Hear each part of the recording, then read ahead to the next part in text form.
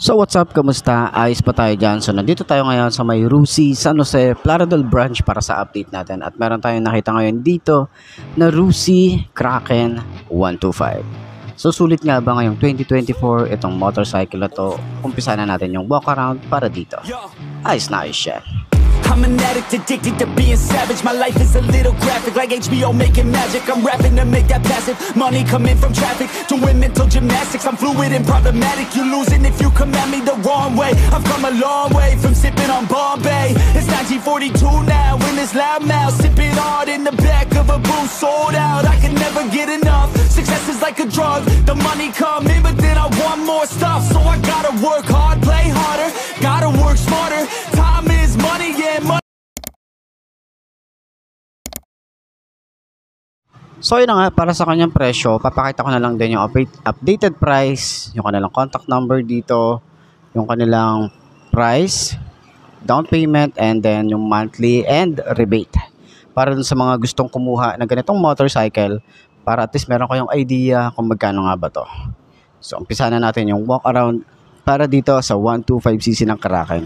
So wala rin akong idea na meron pa rin palang Kraken 125. So last time kasi meron tayong dito rin sa branch na yon, 110 naman yata yun or 100. Iba rin yung itsura nun. Pero yun nga, dami kong satsat or dami kong daldal. Walk around na natin. So dito, sa kanyang headlight, pansin ko dito para siyang si Surf. Okay, Surf 125 yung datingan niya. Sa kanyang headlight, meron tayong Rusi na sticker, meron tayong halogen bulb, or bulb type na headlight, and then meron tayong glossy finish combination ng red and black. Pansin natin yung decals, napaka minimalist lang din, simple pero maganda yung design. Ganyan itsura niya, kulay gray and black, and then white dito na sa side. Ayan, meron din dito sa side. So hindi siya mukhang sabog tingnan, maganda rin yung datingan niya. And then, meron din tayo rito Kraken, yung pangalan niya. Signal light, nandito sa side. Nandito siya sa side na to. And then, meron tayong parang chrome. Dito, yung mga design niya. Mga palubog na design din. Dito na sa side na to, may mga pa-curve. And then, maporma yung dito sa side na to eh. Ito, diba? Meron siya maliit na details dyan. Ma-appreciate mo yung itsura niya. So, naka-air cool pa rin naman tayo rito. And then dito, may din, wave type yung datingan niya. So, sa front fender, flexible, tsaka bulky. Maganda rin yung kanyang extension, mahaba, and then matte finish naman to. Meron tayong reflector, side by side, and then naka-telescopic fork. Maganda rin yung paint job, kulay gray na meron siyang mga glitter effect. Ang size ng gulong ay 2.5 by 17. Tube type pa rin naman. Maganda yung tires, no? Mabalahibo. Maganda rin yung mugs. Meron siyang mga design na ganyan na parang pinagtabasan. And meron tayong single disc brake, dual pot caliper yung dating niya. Medyo maalikabok. Ayan, nasa likod kasi. Expect na natin yan sa branch ng Rusi kasi open area sila, nasa kalsada. Yan, ganyan talaga. So, maporma yung motor na to. Ayan o, kita nyo yung datingan yan. Mukha siyang ibon yung itsura. And then, aggressive kung titingnan. Simple pero okay din eh. May dating din siya eh. So, sa kanya ng handlebar is naka-upright position tayo rito. Okay din yung datingan niya. Yung position natin dito, talagang chill lang yung ating rides. Panel gauge, naka-analog type. Pero nandito naman lahat ng details na gusto nating malaman. Ito yung kanyang gear indicator na 1, 2, 3, and 4. Signal light, magkabukod naman yan. Neutral, pag naka-high beam. Fuel gauge, speedometer, and odometer. Switches niya, meron tayong electric starter, on and off ng kanyang park light, headlight, and off. Yung lever, dito malapad. Tapos yung kulay gray naman siya. Ayan, or silver. Pag prenes naman natin, smooth lang din. Yung ating throttle, sobrang babaw and responsive naman siya. Bar end natin dito, naka-metal din. No? Sa side naman na to, wala tayong clutch dito. Semi-automatic ang isang to, itong motorcycle na to. So, meron tayong high and low, busina, signal light, and choke. Ayan. Meron tayo ritong side pocket, pero sana nag-additional na sila rito ng USB charging port. Kasi may side pocket ka na, di ka pa naglagay ng USB charging port, diba? Para sa biyahe is pwede natin maglagay dyan ng cellphone habang bumabiyahe tayo, nag-charge. Kasi siya, malalim. Okay?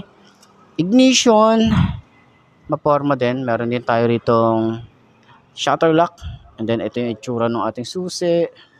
Yan. Tapos kulay gray na glossy. Then kagandahan, meron tayo ritong bracket para sa mga gamit natin. Tapos pwede tayo mag-ipit dito. Ano? Pwede nating ipitin dito.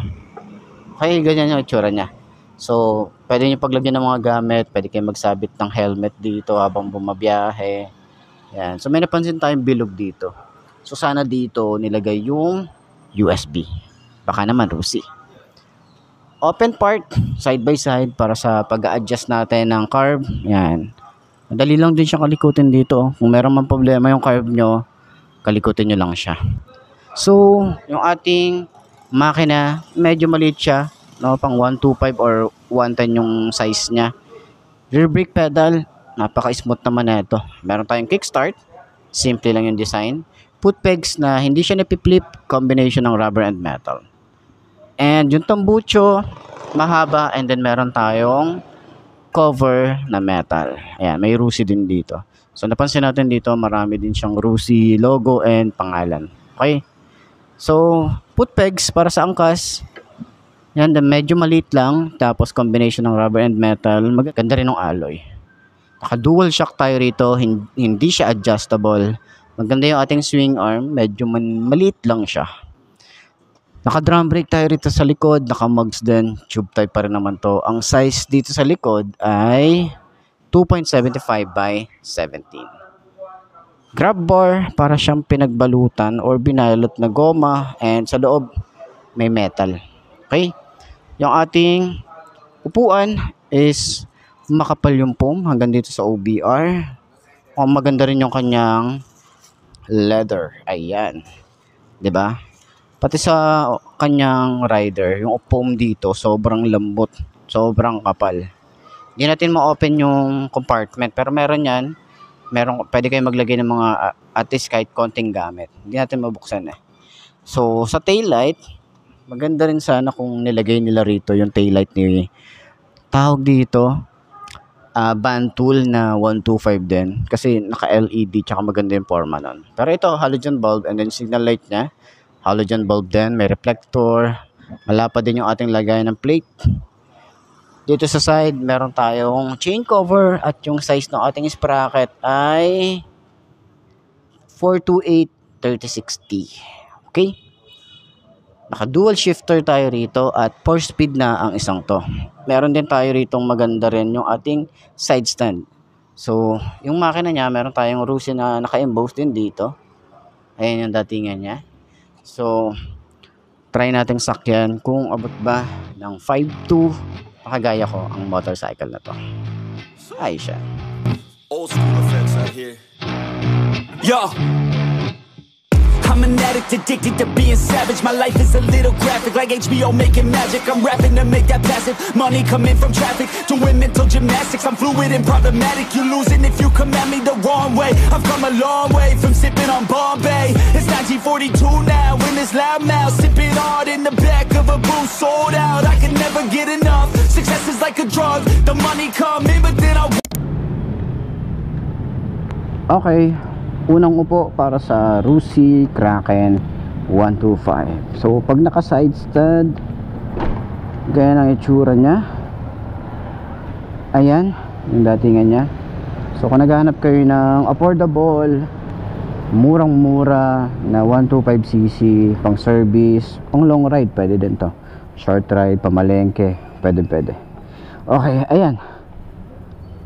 Pag inangat natin, medyo bukaka nga lang tayo rito dahil nga dito sa foot pegs nya, medyo bukaka tayo rito.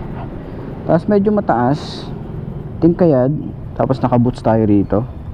Kaya ang itsura natin para sa 5'2". Ang itsura naman pag nakataas yung ating paa, yung legroom malawak din. Pero mas safe kung dito sa taas, o itataas natin yung kabilang paa natin, and then nakaapak tayo dun sa preno. Yun naman talaga yung the usual na ginagawa. Pero yung shock sa harap, malambot, maganda yung play. Sa likod, medyo matigas, pero malambot yung upuan. Ganun siya. Turning radius, malawak, konti na lang tatama na siya rito. And ayan, okay. So para sa lahat ng mga gustong kumuha ng mga ganitong motorcycle, kontakan nyo na lang dito si Rusi, dito sa may San Jose branch. Di ako sure kung San Jose or basta ilalagay ko na lang din dyan kung anong branch to. And then yung contact number nila, and then yung price, para dito nakita nyo naman na.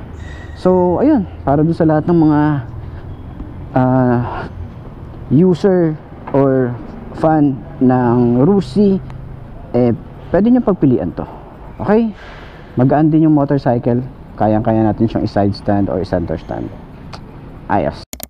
So yun ako mga best, no, ito na ba ang motor na babagi sa'yo? Kung ito na nga ay markahan mo na at mag-subscribe ka na sa aking YouTube channel, i-click mo na rin yung notification bell para updated ka sa lahat ng videos na upload natin dito araw-araw. So laging tatandaan, wala sa brand ng motor ang itatagal niyan, kundi na sa pag-aalaga mo yan, tatagal yan, ayos na ayos yan. So kita na lang ulit tayo bukas. I'm Mark D. Ciao. Maraming salamat sa inyo. Babush. Haha.